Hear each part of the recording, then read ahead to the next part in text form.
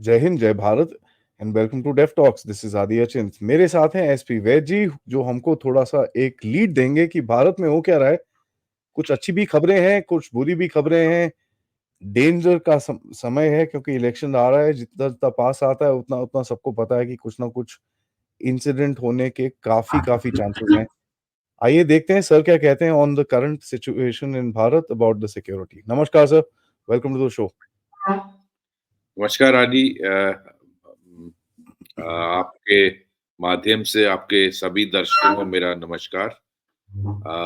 ऐसा है कि आपने देखा कुछ ही दिन पहले प्रधानमंत्री कश्मीर में थे, उससे 1-2 हफ्ते पहले जम्मू में आए थे और काफ़ी अ, शो जो एक गर्म जोशी के साथ उनका स्वागत हुआ और ये आपको याद होगा पिछले कई सालों से मतलब मैं कहूँगा 20-25 साल 30 सालों में हमने देखा जब भी प्रधानमंत्री कश्मीर आते थे, तो यहाँ बंद की काल होती थी।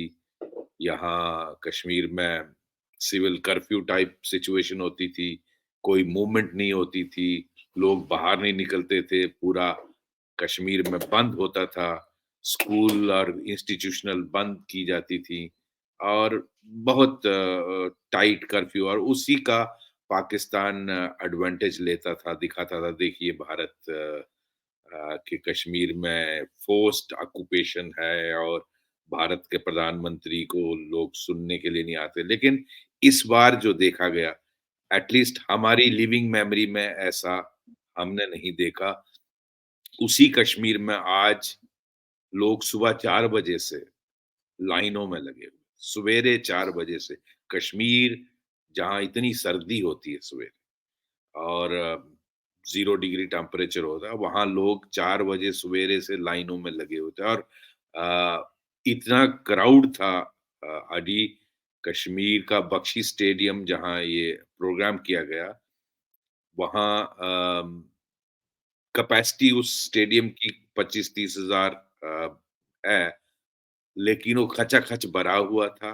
उसके पास एक शेर कश्मीर वो कॉम्प्लेक्स है, उसमें पूरी तरह से वो भी भरा हुआ था। सड़कों पर इतने लोग थे, तो लेफ्टिनेंट गवर्नर अपनी जो मनोज सिन्हा हैं, वो अपनी स्पीच में कह रहे थे कि अगर 2 लाख की भी कैपेसिटी होती इस स्टेडियम की, तो वो भी कम पड़ता। तो आप अंदाज़ा लगाएँ, इस तरह का जोश जो वो एकदम लोग जोश में आकर भारत के प्रधानमंत्री मोदी जी का पर्टिकुलरली मोदी जी के लिए इस तरह का वेलकम एक बड़ी हमने तो अपनी लाइफ टाइम में नहीं देखा और मैं लगभग 35 साल कश्मीर में सर्व किया।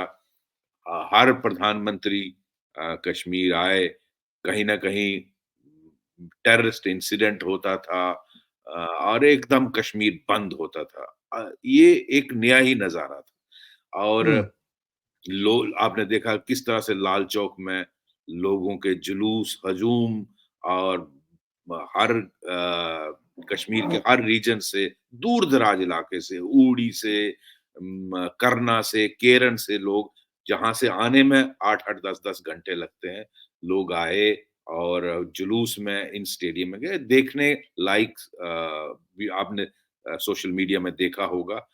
It was a rare scene to watch and मैं समझता हूँ कि ये एक डिफरेंट मैसेज कश्मीर दे रहा है और हमें इसको समझना चाहिए और इसको देखकर जो हमारे दोस्त पार रहते हैं, उनको काफ़ी इसमें तकलीफ हुई होगी क्योंकि ऐसा सिनेरियो कश्मीर का कभी पहले में देखने में नहीं आया और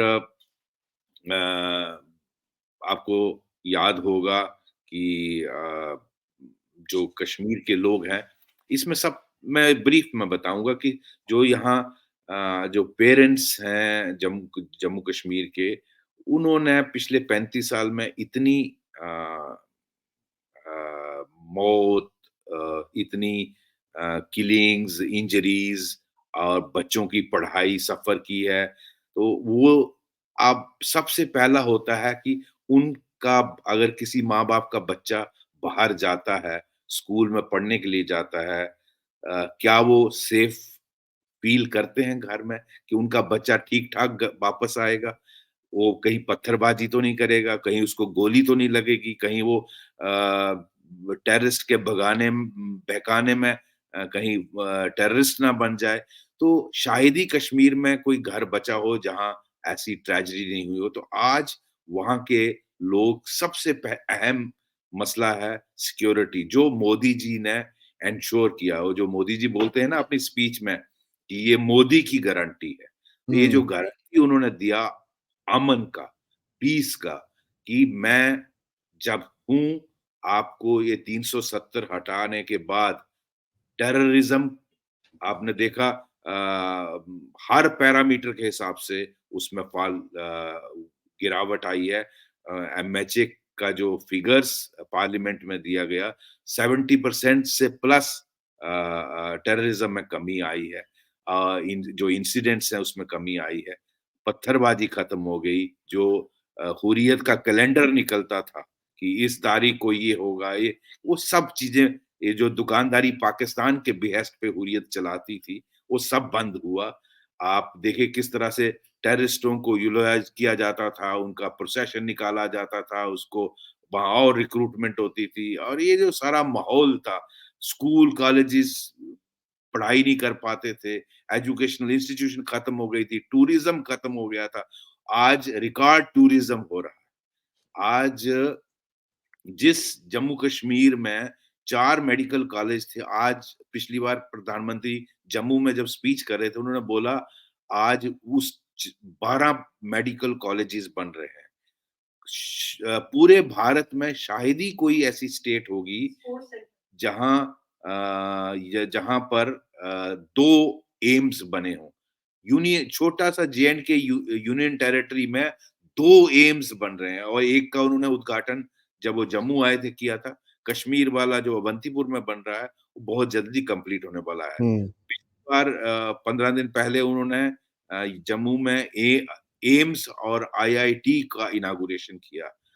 इतने नेटवर्क ऑफ रोड्स बन रहा है, सर्कुलर रोड बन रहे हैं, नेशनल हाईवे बन रहे हैं, एक्सप्रेसवे बन रहा है कटरा दिल्ली। अ, किस तरह से विस्तार इन चीज़ों का किया जा रहा है और इतनी बड़ी कनेक्टिविटी और जो पिछले 30-35 सालों से रेलवे लाइन का काम चल रहा था, वो आज कंप्लीट होने पर, हालाँकि वो मोदी जी के टाइम से नहीं है, वो बहुत इंदिरा गांधी के टाइम से चल रहा है, लेकिन फैक्ट ये है कि आज वो कंप्लीट होने लगा और पिछली बार प्रधानमंत्री जब जम्मू आए थे, उन्होंने इलेक्ट्रिक ट्रेन का संगलदान टू बारामूला उसको झंडी दिलाई। तो अब संगलदान टू कटरा थोड़ा-सा पोर्शन बचा है, जो शायद इन 2-3 महीनों में कंप्लीट हो जाएगा और ये एक मैं समझता हूँ लाइफ चेंजिंग सिनेरियो होगा कि कश्मीर का सब्जी, फ्रूट रात को अगर चढ़ेगा ट्रेन में, सवेरे दिल्ली की मार्केट में होगा।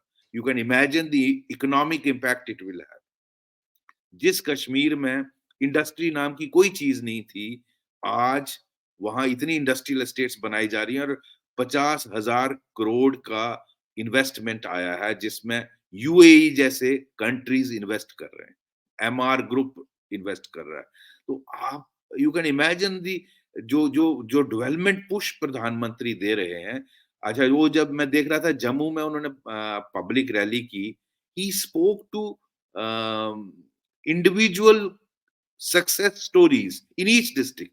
अभी श्रीनगर गए, वहां भी उन्होंने लोगों को जो जो जिन्होंने छोटे काम से जो प्रधानमंत्री की या गवर्नमेंट ऑफ इंडिया की स्कीम्स हैं, जिसका बेनिफिट लेके किसी ने दूध का काम किया, किसी ने एग्रीकल्चर का, और उन्होंने उस दिन भी को 15,000 करोड़ की ये जो स्कीम्स थी वो उन्होंने लॉन्च की, जो एग्रीकल्चर को बूस्ट करने करने के लिए और हार्टिकल्चर, बिकॉज़ आप जानते हैं टूरिज़्म के बाद एग्रीकल्चर, हार्टिकल्चर कश्मीर का मेन स्टे है आफ्टर टूरिज़्म। देन हैंडीक्राफ्ट्स और ये सारी चीज़ें आती हैं। तो उसमें he spoke personally one two one, he established direct card with those people, Kashmir के जो सक्सेस स्टोरीज़ थे। तो ऐसे प्रधानमंत्री को कौन पसंद नहीं करेगा? मुझे ये बताइए ना, जो बच्चे पत्थर लेकर ₹500 लेकर पत्थर मारने में लगे रहते थे, उनकी ज़िंदगी बर्बाद हो जाती थी। पुलिस रिकॉर्ड में आ गए, वेरिफिकेशन नहीं होगी, उनको पासपोर्ट नहीं मिलेगा, उनको नौकरी नहीं मिलेगी, उनका ज़िंदगी बर्बाद हो रही थी। आज अगर उस बच्चे को कोई गवर्नमेंट स्कीम में लोन मिलता है और वो छोटा-मोटा काम करता है, आज वो लखपति बन रहे हैं, तो उस ऐसे प्रधानमंत्री और वो डायरेक्टली उनसे बात करते हैं, चाहे वो रेडियो टॉक में हो या ऐसी रैलीज़ में हो, तो आप बताइए ऐसे प्रधानमंत्री को कौन प्यारेगा? वो फिर सही कहते हैं कि यही मेरा परिवार है। उनका प्रधानमंत्री को लालू यादव या ऐसे लीडर कहते हैं कि उसका मोदी का कौन है? तो मोदी वो कहते हैं ना मेरे यही सब परिवार है। तो क्या ऐसे प्रधानमंत्री को कौन पसंद नहीं करेगा? अच्छा, जो दूसरा पॉइंट सिक्योरिटी के बाद मैं आऊँगा, कश्मीर के लोग डेवलपमेंट चाहते हैं, जॉब चाहते हैं और like any other part of the country. तो वहाँ के अगर आप ये सारी चीज़ें अब भारत अगर आप ये कर पा रहे हो, जहाँ अगर 2 करोड़ टूरिस्ट आ रहा है और इतना उसमें टैक्सी वाला रेहड़ी वाला आप रिक्शे वाला हाउस बोट वाला एवरीवन इज़ अर्निंग तो उनको सबको जॉब मिल रहा है, हॉर्टिकल्चर पनप रहा है, ये सारी चीज़ें होने से व और कश्मीर के लोग थर्ड एस्पेक्ट इसकी ये है कि they don't want to be left behind what India is growing world absolutely. Stage और वो पाकिस्तान की जो वो जो दिखाता था सब्ज़ बाग, अब उन्होंने देख लिया सोशल मीडिया की वजह से कि पाकिस्तान में भीख मंगी हो रही है। उनका प्रधानमंत्री जहाँ जाता है, लोग मिलना नहीं पसंद करते और वो खुद अपने आप को इस तरह से डुबो चुके हैं कि भीख माँगनी पड़ती है हर जगह। तो वो उसका हिस्सा नहीं बनना चाहते। कश्मीरी बहुत इंटेलिजेंट लोग हैं। वो चाहते हैं कि हम भी भारत की सक्सेस स्टोरी का हिस्सा बने। हम भी विकसित भारत के साथ विकसित जम्मू कश्मीर का आनंद लें। तो वो हर माँ-बाप आज कश्मीर में ये चाहता है। तो इसलिए ये जो आपने देखा जो चेंज ऑन ग्राउंड रियलिटी एकदम डेवलपमेंट पुश जो हो रहा है, कश्मीर का नक्शा बदल रहा है और जो हमारे पार लोग हैं पाकिस्तान, पीओके में, वो ये सारा कुछ सोशल मीडिया से देखते हैं और वो अपनी गवर्नमेंट को कोसते हैं। वो कहते हैं, "हमें नरेंद्र मोदी जैसा प्रधानमंत्री क्यों नहीं मिला? हम कब भारत का हिस्सा बनेंगे?" जहाँ हम पहले बात करते थे कि पीओके लेंगे, आज वहाँ के लोग कहते हैं हमें कब आप अपने साथ मिलाओगे? आप इमेजिन करें कितनी चेंज इसमें आई है। तो ये आज नई रियलिटी है जो जम्मू कश्मीर की। अब नहीं, वो बात तो एकदम आपकी बहुत करेक्ट है सर। जो एक सिक्योरिटी गारंटी उस रीजन में लोगों को दी गई है एंड जिस तरह से लोगों ने रिस्पॉन्ड करा है। मैं उस दिन एक छोटा-सा क्लिप देख रहा था, एक एक लड़का-सा था, लड़का आदमी होगा कोई 20, 25, 30 साल का। और वो बोल रहा कि मैं पत्थरबाज़ी करता था। मैं खुले में बोल रहा हूँ मैं पत्थरबाज़ी करता था, लेकिन आज मैं नौकरी करता हूँ और जितना पत्थरबाज़ी करता था, उतने ही पैसे मैं घर में लेके जाता हूँ। मेरी माँ भी खुश है, बाप भी खुश है, फैमिली भी खुश है और हम लोग हँसी-खुशी रहते हैं। बिल्कुल सही दैट आदि वाज़ अ ऐसा वेरी है टचिंग थिंग। वेरी टचिंग और आप देखें बहुत सारे लड़कों के हाथ-पाँव उड़ जाते थे। आप जी, बाहर गए एनकाउंटर में आपको गोली लग गई, आपने पत्थरबाज़ी की, फ़ौज, पुलिस रिएक्ट करती है, कहीं आपके क्रॉस फायरिंग में आप इंजर हो जाते हो, कहीं आईडी के साथ आपका तो आज वो स्थिति बदल गई है। आज वहाँ ऐसा नहीं हो रहा है, जबकि वही यूथ पॉज़िटिव कामों में लगा हुआ है। वही यूथ आज लैपटॉप और अच्छे इसमें कंस्ट्रक्टिव काम में आ रहा है। तो ये बदला ग्राउंड रियलिटी जो बदल रही है, ये हर माँ-बाप को अच्छी लगेगी, क्योंकि उसको पता है मेरा बच्चा सिक्योर है, मेरा बच्चा जो है उस शाम को ठीक-ठाक घर में आएगा, पढ़ लिख के आएगा, कुछ कमाएगा, हमारे लिए भी अच्छा करेगा और अपने लिए भी अच्छा करेगा। तो ये ग्राउंड रियलिटी कश्मीर में जो चेंज हो रही है, है पाकिस्तान जैसा अगर आपका पड़ोसी हो तो थ्रेट ऑलवेज रिमेन्स। मैं नहीं कहूँगा कि 100% क ठीक हो गया है, क्योंकि पाकिस्तान की तरफ से उँगलबाज़ी हो ही रही है। पाकिस्तान की जो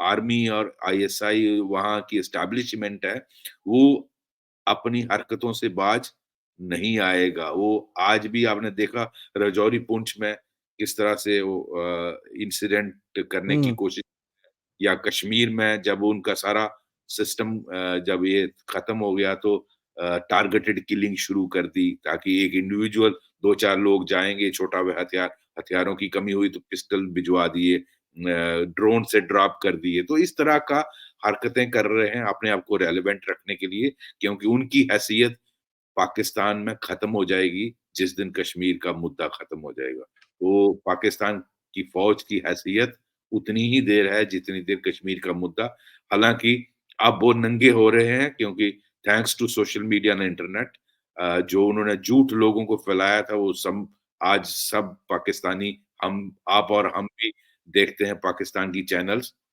उनके ही यूट्यूबर्स किस तरह से बताते हैं कि हमने चारों जंगें हारी हैं, इंक्लूडिंग कारगिल।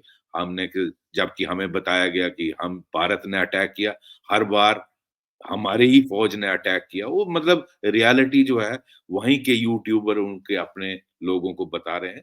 तो आहिस्ता-आहिस्ता तब्दीली आ रही है। मैं देख रहा था किस तरह से कैनेडियन पाकिस्तानी मुस्लिम यूट्यूबर हैं, क्या नाम उनका, वो राम मंदिर आए थे दर्शन करने के लिए। Can you imagine? Look at the change. A Pakistani Canadian YouTuber, sorry इस वक़्त मुझे उनका नाम नहीं याद आ रहा, मैं उनको टीवी यूट्यूब में देखता हूँ। He came all the way from Canada and had darshan of Bhagwan Ram इन अयोध्या। तो हुँ। मैं उसी के प्रोग्राम में देख रहा था। What A change! आप देखिए उस पाकिस्तान में जहाँ इतनी नफ़रत की जाती थी सनातन से, इतनी नफ़रत भारत के खिलाफ होती थी, वहाँ का एक मुस्लिम्स यूट्यूबर आकर राम मंदिर के दर्शन करे। इससे ज़्यादा मैं क्या बोल सकता हूँ? व्हाट अच्छा, ए चीज़। तो ये तो अच्छा हुआ सब बहुत ही मतलब एकदम सेटल्ड है और दिखता भी है कि जो थोड़े अनसेटल्ड से स्टेट्स थे भारत में चारों तरफ उसमें कहीं न कहीं एक स्टेबिलिटी की लहर तो है। बट ये एक आधा इंसिडेंट जो होता है इधर-उधर जैसे अभी रामेश्वरम कैफ़े में एक ब्लास्ट हो गया सर एंड उसका कनेक्शन दिखा रहे हैं आईसिस से। इससे लोग थोड़ा ऑब्वियसली डर जाते हैं बिकॉज़ 10 साल से तो कुछ नहीं हुआ सर। आई मीन पठानकोट के अलावा सदर्न एरिया में तो कहीं पे भी कुछ भी नहीं, nothing, there is no been no incident.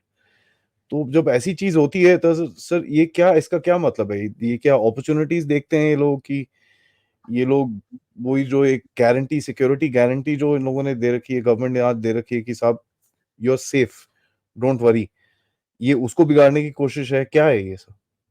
देखिए मैं समझता हूँ ये भी एक कुछ ताकतें हैं इंटरनेशनल, जो उसको मैं 3, 4, 5 कैटेगरी में डालूँगा, जो अच्छा, भारत को ग्रो करते हुए नहीं देखना चाहती। उसमें आपका जो पाकिस्तान की एस्टेब्लिशमेंट है, वो तो है ही है आपके खिलाफ। वो कंटिन्यूअसली रेडिकलाइज़ेशन इंटरनेट के थ्रू करती है, आपके यूथ को गुमराह करती है, वो तो है ही है। उसके साथ-साथ आपका दूसरा neighbour China is always working on this front. इसके साथ-साथ आपकी जो अ, ट्रांसनेशनल, या मैं ये कहूँगा जो अ, रेडिकल इस्लामिक ऑर्गेनाइजेशंस हैं लाइक आइसिस, लाइक अल कायदा, वो टारगेट उनकी तरफ से कोई कमी नहीं है। Particularly southern states of Karnataka, Kerala, Tamil Nadu, वहाँ उनके कुछ स्लीपर सेल्स हैं, उनकी कुछ यहाँ वो हैं। आपने देखा होगा किस तरह केरला से कुछ लोगों को रिक्रूट किया गया, कुछ लड़के हैं, कुछ लड़कियां हैं, और उनमें से अफगानिस्तान में कुछ मारे गए। उसकी रिपोर्ट्स आपने देखी होंगी किस जी। तरह से केरला के लड़के वहां अफगानिस्तान में आईसिस और अलकायदा और तालिबान के साथ मारे गए, और कुछ लड़कियां जो वहां उन्होंने रिक्रूट की थी वो भी वहाँ उनकी रिपोर्ट्स आई कि वो अफ़गानिस्तान में पाई गई। तो ये प्रोसेस हालाँकि बहुत हद तक चेक हुआ, और ये जो हमारी यूनियन गवर्नमेंट का नैरेटिव है कि सिक्योरिटी गारंटी अ, हम देते हैं, वो काफ़ी हद तक सही है। आपने देखा बहुत सालों से जिस तरह के पहले मुंबई अटैक हुआ, फिर सीरियल ब्लास्ट होते थे, दिल्ली में हो रहे हैं, ट्रांजिस्टर बम हो रहे हैं, बसेस में, पब्लिक ट्रांसपोर्ट में, मुंबई में ब्लास्ट हो रहे हैं, अयोध्या पर अटैक हो रहा है, अक्षरधाम, अब यू नेम इट्स अ या huge list for last 30 years. लेकिन जब से 2014 से ये गवर्नमेंट आई है, तो काफी हद तक, मैं कहूंगा बहुत हद तक ये चीजें सब रुक गई हैं, हुँ, लेकिन और ये कामयाबी इनको नहीं मिली। लेकिन ऐसा है, India is under attack by international forces. उसमें वेस्ट के भी कुछ फोर्सेस हैं, मैं उनका नाम नहीं लेना चाहता, वो भी नहीं चाहते भारत का राइस। आप जानते हो, चाहे वो यूएस हो, चाहे वो सम ऑफ द यूरोपियन कंट्रीज हो, आपका एक्सटर्नल अफेयर्स मिनिस्टर जब उनको आगे से जवाब देता है, क्या वो उनको पसंद आता है? तो ना वो भी चाहते हैं कि यहाँ अ ये जो स्ट्रॉन्ग अपराइजिंग इंडिया है, इसको किस तरह से नीचे लाया जाए। और सबसे बड़ा उनको खतरा ये है, जो वो देख रहे हैं कि जो माहौल कंट्री में बन रहा है कि दोबारा रादर तीसरी बार प्रधानमंत्री अगेन मोदी जी का अ, आना ऑलमोस्ट सर्टेन लग रहा है। तो ये उनको चाहिए था अपना पपेट वो ला नहीं पा रहे। तो इसलिए जैसे-जैसे इलेक्शन पास आ रही है, आपने देखा किस तरह से पहले आपने पंजाब में देखा किस तरह से फार्मर्स का इशू उठाया गया, किस तरह से कि हम दिल्ली जाएँगे, हम झंडा चढ़ाएँगे, और वो that was all, it has nothing to do with farmers. हुँ, हुँ, उनका भलाई से तो उनको दूर-दूर तक कुछ नहीं लेना था। उनको सिर्फ एक, और उन्होंने बोल भी दिया वीडियो में कि ये मोदी राम मंदिर की वजह से बहुत पॉपुलर हो गया, इसको कैसे नीचे लाया जाए। मतलब नंगे हो गए साले, आपने अपना अपना बता ही दिया कि आपको किस लिए स्पॉन्सर किया है। अच्छा, किस तरह के वो और ट्रैक्टरों को बदल कर, भाई इतना पैसा कहाँ से है? आप गरीब फार्मर, आप क्या याशी, आप 70-70 लाख की गाड़ी लगा के आ रहे हो, तो कौन सा गरीब फार्मर हो? गरीब फार्मर तो बेचारा दिन रात रोटी में कमाने में लगा होता है। तो वो एक स्पॉन्सर्ड वो था, और that was with the aim कि दिल्ली में बवाल खड़ा किया जाए, इस गवर्नमेंट को का वो नीचे लाया जाए ग्राफ। तो आपने देखा कुछ महीने पहले मणिपुर में क्या हुआ? हुँ, आपने हुँ, देखा अब ये जो इंसिडेंट हुआ रेप का, very unfortunate. I also and I absolutely. We all feel bad कि हमारे कंट्री में ऐसा हादसा नहीं होना चाहिए, पर्टिकुलरली विद फार्मर्स। तो सॉरी, विद आउटसाइडर फॉरेनर्स। तो ऐसा इंसिडेंट झारखंड में जो हुआ वो शर्मनाक है। लेकिन उसको फिर किस तरह से आपने कहा कि 200 मिलियन व्यूअर्स उसके आते हैं। तो एक नैरेटिव इंडिया के खिलाफ कैसे खड़ा किया जाता है। Same thing happened even in Manipur. Manipur वाले इंसिडेंट में जी, आपने देखा इंटरनेशनल मीडिया कैसे खड़ा हुआ।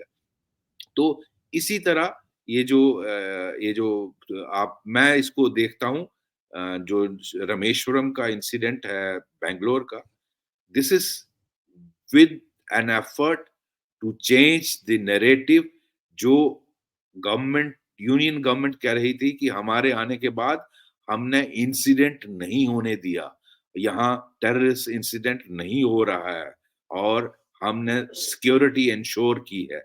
उस नैरेटिव को बदलने की, जो मैं कश्मीर के बारे में कहता था कि वो जो ये जो कश्मीर में जो टारगेटेड किलिंग कर रहे थे, that was also with this narrative कि आप कैसे, जो सेंस ऑफ इनसिक्योरिटी है वो कैसे लोगों में फैलाएं कश्मीर में, जो नैरेटिव गवर्नमेंट ने कहा कि 370 हटने के बाद हमने कश्मीर में हालात बेहतर किए और यहाँ पीस आया, अमन आया।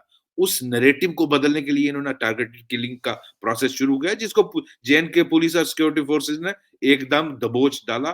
थोड़ा टाइम लगा, 6 महीने साल, लेकिन आज वो रुक गया है। तो ये उसी तरह की कोशिश है जो मैं समझता हूँ बैंगलोर ब्लास्ट जो किया गया है।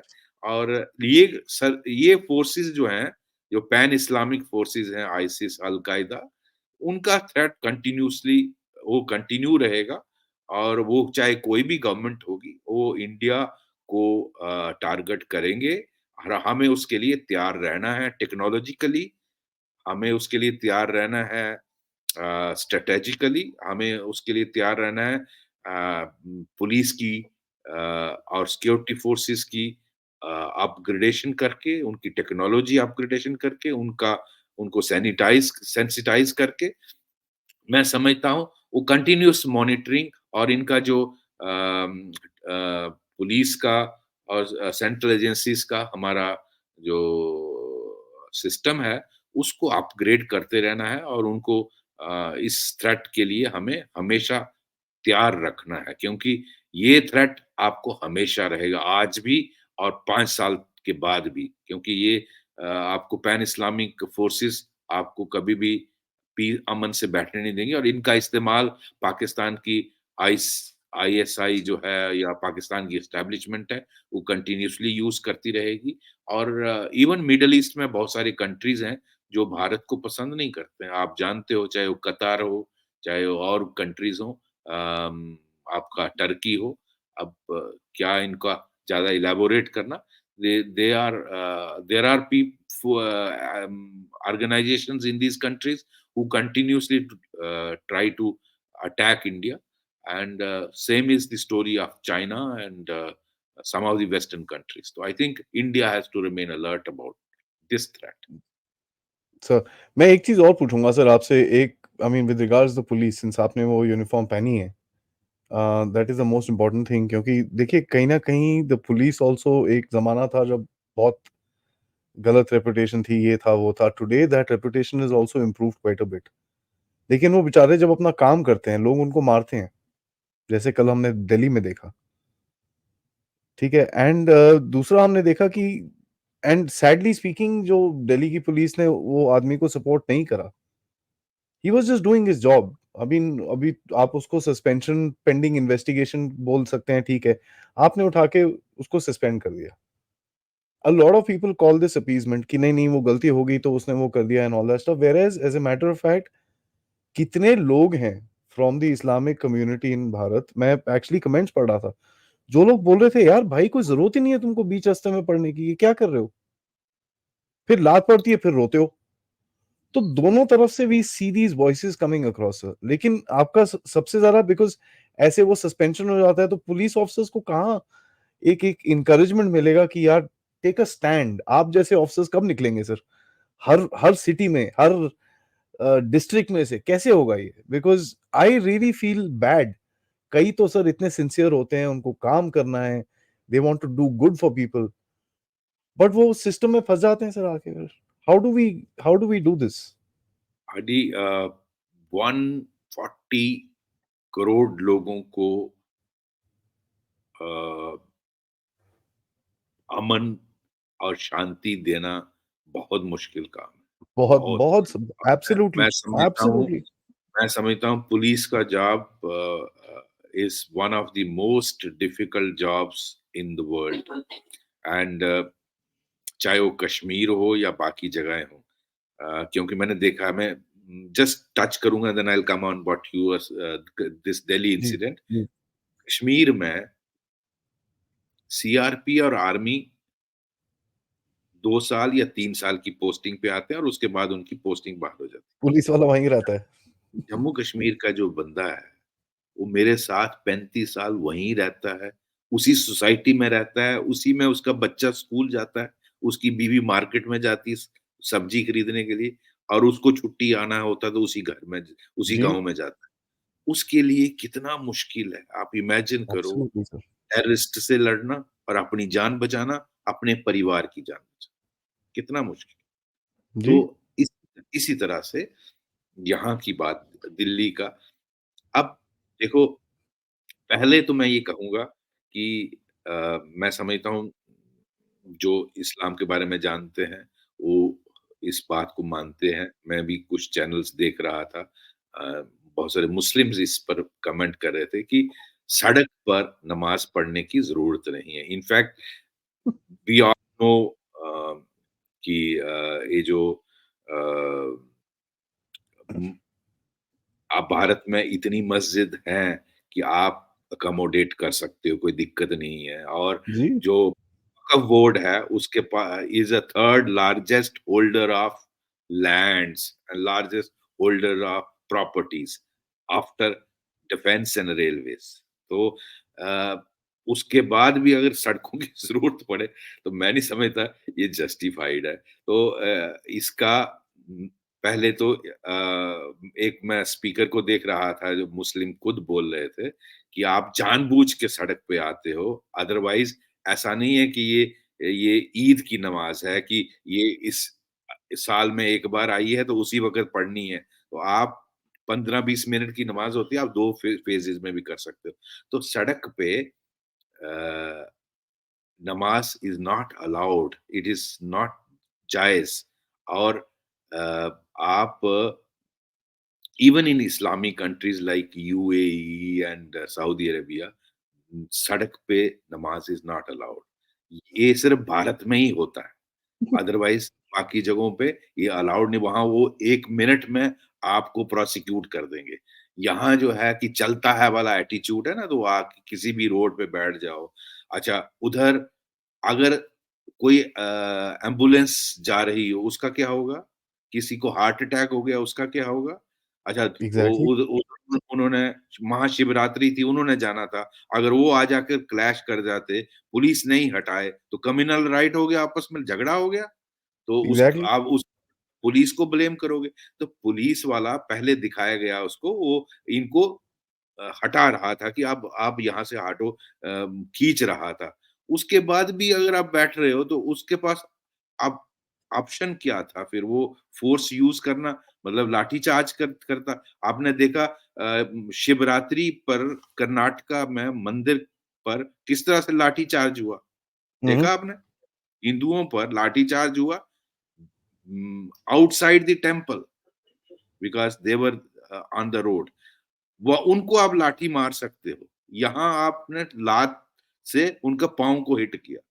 तो आप उन उस पे सस्पेंशन करने की मैं नहीं समझता ज़रूरत थी और उससे पुलिस डिमोरलाइज़ होती है। How do you implement law? क्योंकि हर आदमी पुलिस से एक्सपेक्ट करता है कि रास्ता खाली होना चाहिए। या हर आदमी पुलिस गाली आप और मैं टुडे आई एम सिविलियन मैं जा रहा हूँ रास्ता बाँध दो। यार क्या कर रहे हैं पुलिस वाले? you expect police to ensure that road is through और वो सबके लिए अवेलेबल हो रोड सबके लिए इस्तेमाल आप किसी पर्टिकुलर आदमी के लिए तो नहीं है पब्लिक प्रॉपर्टी में पहले तो सीधा सवाल है कि पब्लिक प्रॉपर्टी में आप बिना पब्लिक अथॉरिटी की परमिशन के आप पहले तो पब्लिक नहीं कर प्रॉपर्टी सकते। को क्या उस वक़्त उनको जो वहाँ थे उनको पूछना चाहिए था कि आपके पास किसकी परमिशन है? किसी डीसीपी से, डिप्टी कमिश्नर से आपने परमिशन ली तो यहाँ रोड ब्लॉक करने की और यहाँ नमाज़ पढ़ने की? आपने अगर इजाज़त नहीं ली तो आप किस हैसियत से यहाँ आ रहे हो? तो आपको ऑब्वियसली यूज़ ऑफ फोर्स करना है। आप पर्सुएशन से नहीं मानते हो, वो पहले पर्सुएट कर रहा था, पर्सुएशन से आप मान नहीं रहे हो। अल्टीमेटली फिर क्या करोगे? आपके पास ऑप्शन क्या है? Use of force, water cannon use करता, लाठी चार्ज यूज़ करता, जो बैंगलोर में हिंदुओं पर हुआ। तो मैं समझता हूँ, क्या ये शो ऑफ स्ट्रेंथ करने के लिए आप रोड पर आते हो? ये नहीं होना चाहिए। दिस इज़ बैड एंड ऐसे में दिल्ली पुलिस के सीनियर अफ़सरों का रिएक्शन भी गलत था, मैं समझता हूँ। आप उस पे डिबेट कर सकते हो कि उसने इस तरह से पाँव मारा और ये मारा, all good. Method different, but then this is this was not road पे नमाज़ पढ़ना is not allowed because road पे बाकियों का भी हक है। आपकी जो फ्रीडम है, चाहे वो रिलिजियस फ्रीडम भी है, हर किस्म की फ्रीडम इंक्लूडिंग रिलीजियस फ्रीडम की एक लिमिटेशन है, as long as it does not pinch upon others freedom. तो वहाँ बाकियों का भी फ्रीडम है ना रोड को यूज करने के लिए। किसी ने हॉस्पिटल जाना, किसी ने जहाज पकड़ना है, किसी ने ट्रेन पकड़नी है, और किसी किसी दूसरे धर्म का भी जुलूस हो सकता है। महाशिवरात्रि थी, उनको भी जाना है। तो आप कैसे ब्लॉक कर रहे हैं जबरदस्ती, ताकि आप दूसरों को तंग कर सको? तो ये गलत एक्ट था, इसको मैं समझता हूँ सबको कंडेम करना चाहिए। एब्सोल्युटली सर, इसमें कोई डाउट नहीं है। एक्चुअली सिविल सोसाइटी अगर हम एक्चुअली खड़े हों, तो अच्छा है। एंड इस बारी थोड़ा-सा रिएक्शन अलग था। I am seeing a lot of Muslim brothers and sisters saying यार ना, ना, ना, ना, ना, ना, ये मत करो। सर लास्टली मैं एक चीज़ पूछूँगा सर, आपको कैसा दिखता है माहौल इलेक्शन तक? क्योंकि हमारे पास बाहर तो 2 एनिमीज़ हैं ही हैं, वो तो अलग ही हैं। बट इंटरनल एनिमीज़ जो हैं हमारे, एक जो हाफ फ्रंट बोलते हैं थे हमारे पुराने सीडीएस साहब, आपको कैसा दिखता है वो ओपन आउट होएगा कि इसी तरह से ये स्पोरेडिक इंसिडेंट्स चलते रहेंगे? क्योंकि अगर आप 1 डेढ़ हफ्ते में देखिए 3 मेजर इंसिडेंट्स हुए हैं जहाँ पर भारत की लिटरली हमारी इज़्ज़त उतर जाती दुनिया में अगर कुछ गड़बड़ हो जाती तो। जी, बिल्कुल। देखिए, ऐसा है कि ये जो दी हाफ फ्रंट जो है, ये कोशिशें करता रहेगा। उसमें चाहे वो आपके अंदर के जो एलिमेंट्स हैं, उन वो लेफ्टिस्ट आइडियोलॉजी वाले हों, या इस्लामिस्ट टाइप के हों, या जो जो जो भी ये जो देश को नीचा करने वाले, जो नहीं चाहते कि भारत का इमेज बाहर अच्छा बना रहे। You have lot of people जो भारत को का इमेज बाहर टार्निश करने में लगे रहते हैं। आपको नुपुर शर्मा वाला केस याद ही होगा। जी, कैसे उसने अ, उसको बदनाम भारत को बदनाम किया। तो ऐसे फोर्सेस अपना काम करते रहेंगे, लेकिन आई एम वेरी कॉन्फिडेंट, जो हमारा सिक्योरिटी ग्रिड है, J not only in J and K but whole of India, हमारी सेंट्रल एजेंसीज बहुत अलर्ट हैं, चाहे वो इंटेलिजेंस ब्यूरो हो, अम, हमारा आरएडब्ल्यू है, हमारी एनआईए है, सीबीआई है, तो सेंट्रल एजेंसीज ईडी है, बहुत अपना अपना काम में सक्षम है। और स्टेट पुलिस फोर्सेस और उनके इंटेलिजेंस विंग्स भी बहुत अपने काम में बहुत वो हैं। तो मैं नहीं समझता किसी किस्म की दिक्कत आनी चाहिए। इंसिडेंट्स, कोशिशें होती रहेंगी, लेकिन हम पहले भी इलेक्शन पीसफुली कराने में कामयाब रहे हैं। हाँ, states like J and K and Naxalite areas में इलेक्शंस is a challenge, इसमें कोई डाउट नहीं, because to ensure that no major incident takes place, that will remain a challenge, because you will have to ensure security of candidates, उनको public rallies के लिए जाना है जगह जगह, उनकी सिक्योरिटी इंश्योर करना, उनकी जो पब्लिक रैलीज हैं उनको कवर करना, ताकि उस पे कोई बम ब्लास्ट ना करे। आपके बहुत सारे पॉलिटिकल पार्टीज के प्रोग्राम होते हैं, वो डोर टू डोर जाते हैं, उसको कवर करना। और फिर इलेक्शन कवर करने के लिए बहुत सारी ये जो अ, वो ऑब्जर्वर्स आते हैं, उनको प्रोटेक्शन प्रोटेक्शन। देना। ये सारे जो इलैबोरेट ड्रिल है, उसकी एसओपी होती है और हर स्टेट पुलिस वो मेंटेन करती है। मैं समझता हूँ कोशिशें होती रहेंगी, लेकिन भारत का बहुत वेल एस्टैब्लिश्ड सिस्टम है।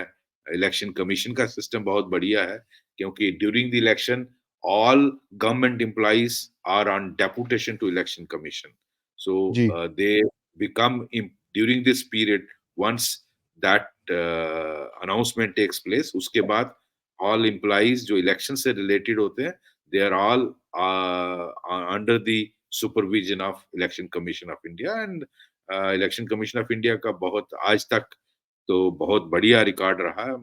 मैं समझता हूँ आगे भी वही रहेगा, और ये दुनिया के लिए एक एग्जाम्पल है कि भारत की ब्यूरोक्रेसी जिस तरह से इलेक्शन करवाती है, वो अभी भी होगा, इस बार भी बहुत अच्छा होगा। हाँ, कोशिशें दुनिया करती रहेगी, it doesn't matter. We have handled this challenge and we will handle this time also. Absolutely sir. Sir thank you for that stream of confidence at the end, वो सुन के बड़ा अच्छा लगा, क्योंकि इंटेलिजेंस एजेंसीज और ये वो चीज़ें दिखता ही है काम होती हुई। ड्रग्स पकड़े गए इतने सारे, मैं तो आई वाज शॉक्ड, 10,000 करोड़ के ड्रग्स पकड़े हमने। उसके बाद डेटोनेटर्स पकड़े हैं, ये चीज़ें पकड़ी हैं, वो चीज़ें पकड़ी हैं। इन 2 चीज़ों में जो लोग ना मानने वाले होते हैं, वो तो बोलते हैं कि साहब क्या कर रहे हो? ये ड्रग्स कैसे आ रहे हैं एंड ऑल दैट स्टफ। मैं उल्टी तरह से देखता हूँ कि इसका मतलब ये है कि हमारी काउंटर इंटेलिजेंस काम कर रही है और कुछ नहीं है। ड्रग्स तो आएँगे, स्मगलिंग तो चलती रहेगी, बट अगर इतना क्वांटिटी में पकड़ी जा रही है, that means the counter intelligence और सिक्योरिटी फोर्सेस जो हैं, वो काम कर रही हैं। That also means how much attack is there on your country and you are still able to intercept it. Yes, yes sir.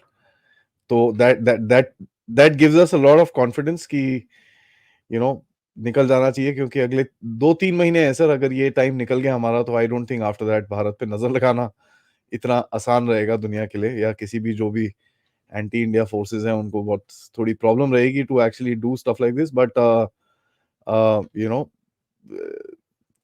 यही टाइम है sir, if we are actually able to just go through this, I think things will be much better. On that note sir, thank you so much, आपसे बात करके हमेशा अच्छा लगता है। सी sir, आप कुछ बोलना Thank you. चाहते हैं? Thank you, Adi. As Modi ji said, we will become third largest economy of the world, come what may. Thank you very much for having me thank you here. Sir. Thank जय you. Hind, Jai Bharat.